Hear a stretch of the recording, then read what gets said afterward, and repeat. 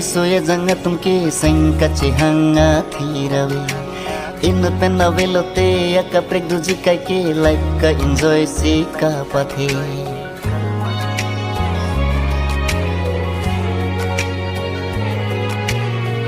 Panta inu na phan ke Kai ding thi ting ne e Nang phan ke seng ting ne